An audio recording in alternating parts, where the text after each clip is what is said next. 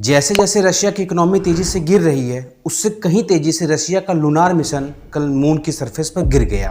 और इसी के साथ रशिया के आने वाले मिशन जैसे कि लूना 26, 27 और 28 अपने ओरिजिनल टाइम टेबल से और डिले हो गए हैं। लेकिन आज की वीडियो में हम जानेंगे कि आखिर रशिया का ये मिशन कैसे अनसक्सेसफुल हुआ और इस मिशन का हमारे चंद्रयान 3 पर क्या इम्पैक्ट पड़ने वाला है।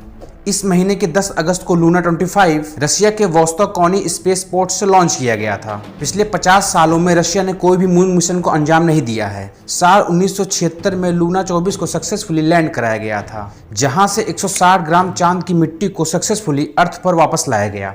यह रशिया का तीसरा सक्सेसफुल मिशन था जिसमें सैंपल कलेक्ट करके वापस अर्थ पर भेजा गया। लूना 25 क्रिएशन के अर्ली पीरियड में इसमें भी रोवर को इंस्टॉल किया जाना था, लेकिन बाद में चलकर इस प्लान को कैंसिल कर दिया गया, क्योंकि जैसे जैसे यूक्रेन से कॉन्फ्लिक्ट बढ़ता गया वैसे वैसे रशिया पर सैंक्शन इम्पोज होते चले गए, जिसकी वजह से दूसरे देशों से इंस्ट्रूमेंट इंपोर्ट करना कठिन हो गया।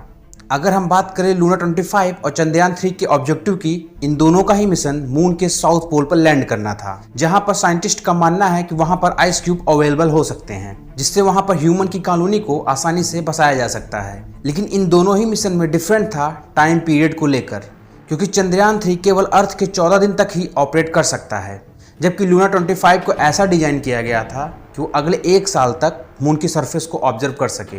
आने वाले समय में नासा अपने आर्टेमिस 3 प्लान को लेकर एक्साइटेड है, जिसमें नासा मून के साउथ पोल पर एस्ट्रोनॉट को भेजने वाला है, और नासा के साथ साथ चाइना भी इस दशक के अंत तक मून पर एस्ट्रोनॉट को भेजने वाला है।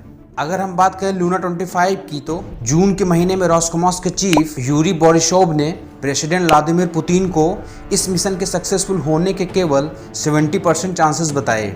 उनको जिस बात का डर था आखिर वही हुआ।